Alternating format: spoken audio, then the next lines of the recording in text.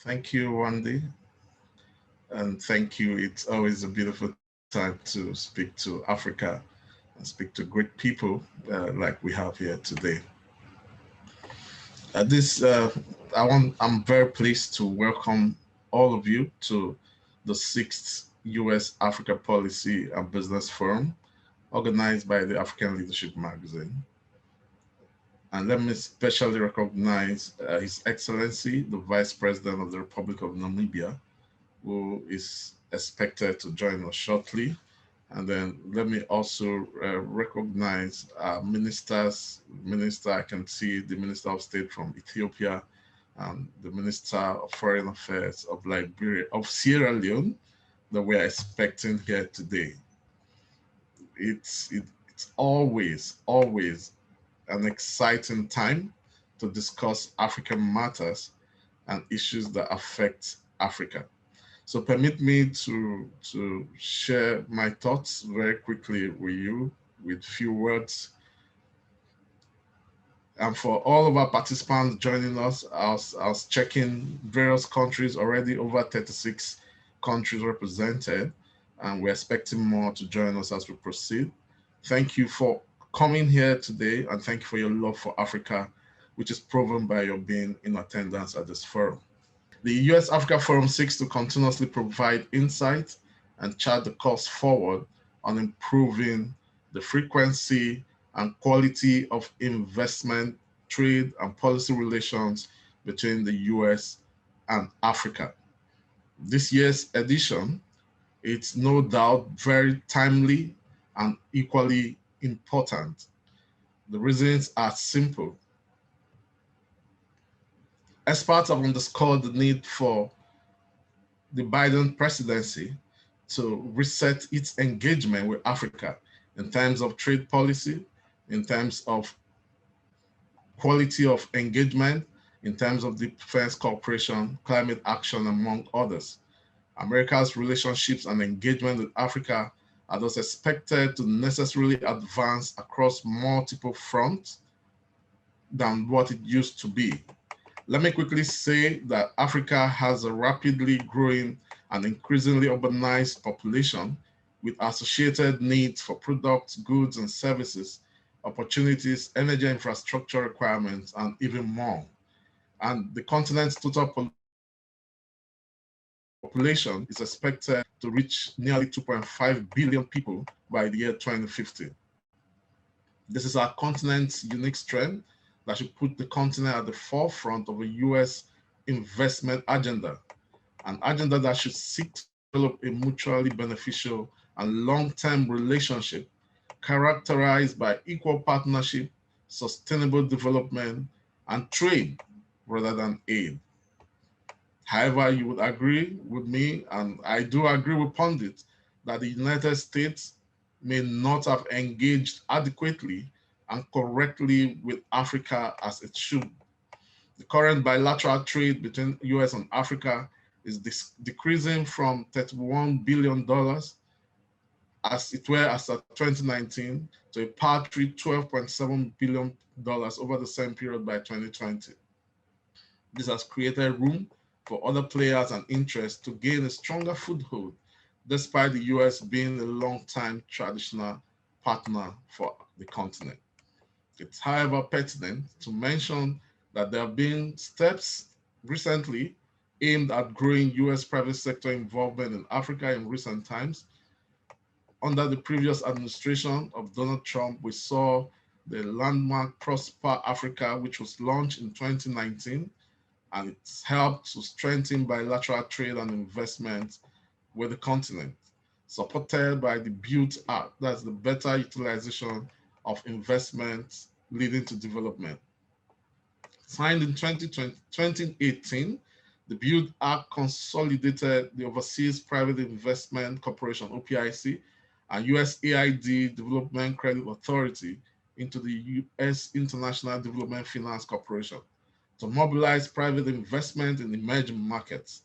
And out of the over 29 billion in active commitment globally, we saw the DFC put forward about 8 billion specifically to Africa, making it the second largest recipient of investment from the DFC following Latin America. And I'm also excited to know that William Fanja, the managing director of domestic commercial engagement at Prosper Africa, will be joining us today during the panel sessions to tell us more about what the US is doing. Relatedly, while our leaders in Africa look to finding strategies to confront the twin health and economic crisis created by the COVID-19 pandemic, we should not lose sight of the immense vaccine deficit in Africa. Available data shows that less than 2% of the nearly 700 million COVID-19 vaccine doses being administered globally are being in Africa, where most countries have been receiving vaccine in very small quantities compared to demand that's available. This limited stock and supply bottlenecks have put COVID-19 vaccines out of reach of many people, especially the poor and most vulnerable in our region. And this can significantly be addressed by enabling and facilitating investment in our manufacturing capacities. Just this morning, the African Development Bank would say that Africa has no business begging for vaccines. Africa should produce its vaccines. And we will be able to do this with relevant support from partners and friends.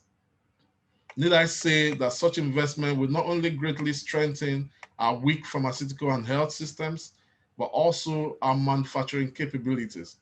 It will also help in the development of our human resources in the areas of skills shortages and education, increased research,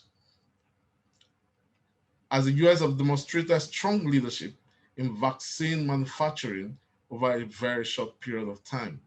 We are hoping to see a plethora of such US cooperation across the continent, not just to strengthen manufacturing capabilities in the continent, but help in creating the much required job employment for our young people. Therefore, Africa will require the partnership of the Biden era to acknowledge the continent as a place of many opportunities. And we expect this current administration to lay the groundwork for a renewed US policy agenda to promote resilience and prosperity in Africa, given President Biden's proclivity for multilateralism and his anticipated prioritization of the African Continental Free Trade Agreement with and also with the AGOA Act up for renewal in 2025, we believe that now is a great time to reassess its impact and scale up its operations. Distinguished guests, ladies and gentlemen, our 2021 US Africa Business and Policy Forum this year therefore has as theme US Africa relations, partnerships, recovery, and sustainability. And we look forward to engaging discussions and conversations as our very experienced speakers and panelists provide insights on what the Biden's Africa policy would be in the coming months and coming years. Over the years, African Leadership Magazine has invested in the conviction that with the support of friends and partners, Africans can lead themselves into peace and prosperity. It is why we have made it our mission to not only discover and celebrate outstanding African leaders and institutions who we count on to lead the change we seek, but we also actively enable them to continue to inspire and lead effectively so our world becomes a better place for all. We do this through our publications, events such as this, and also through special recognitions to deserving African leaders and champions who continue to inspire and who continue to lead in the face of great odds in their various fields and communities.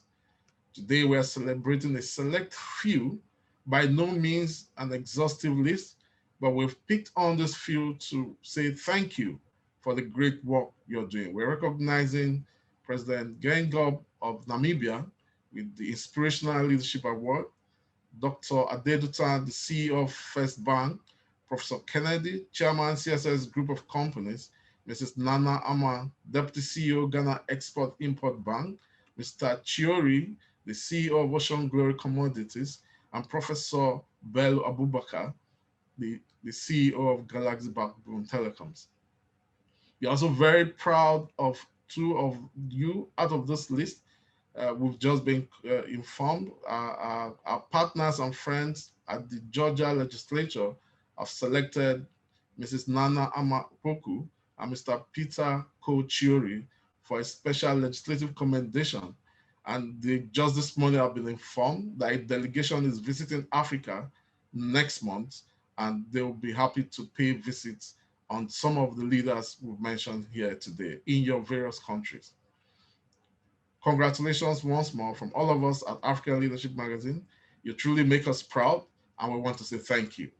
And like we tell all our honorees, these recognitions are not an end in itself, but a call to do more, a call to more service to the fatherland. I therefore wish to again offer my hearty congratulations to all honorees today, and we count on you to keep up the good work.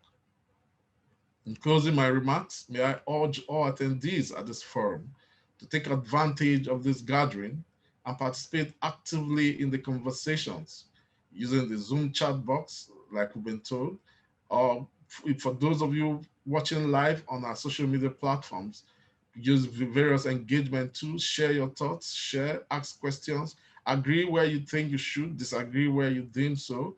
And we assure you that these presentations, these contributions, questions that you ask will form part of our reports and post-event submissions to relevant stakeholders in the US-Africa project.